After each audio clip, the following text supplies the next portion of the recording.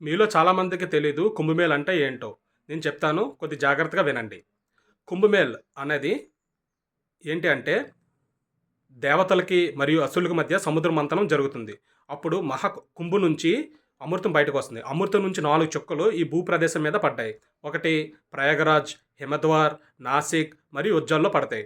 ఈ ప్రయాగరాజ్ అనేది ఏంటంటే 3 నదుల యొక్క అనుసంధానం అనేది మనం తెలుసుకోవాలి. నెక్స్ట్ ఇక్కడ కుంభమేళ్ అంటే అర్ధకుంభ ఉంటుంది, పూర్ణకుంభ ఉంటుంది, మహాకుంభ ఉంటుంది.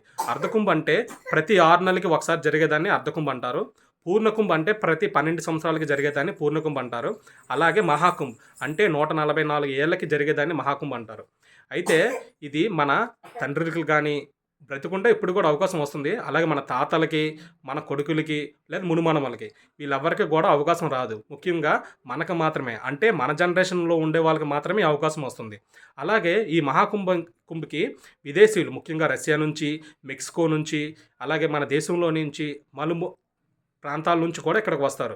సుమారుగా ఈ మహాకుంభకి 30-40 కోట్ల మంది వచ్చే అవకాశం అయితే ఉందంటున్నారు. సరేనా? మీరైతే ఈ అవకాశాన్ని అయితే ఖచ్చితంగా ఉపయోగించుకోండి. ఎందుకంటే మళ్ళీ 144 సంవత్సరాలు మనం ఉంటామో లేదో తెలీదు. సరేనా? మీకు నచ్చితే లైక్ చేయండి, షేర్ చేయండి, సబ్స్క్రైబ్ చేయండి.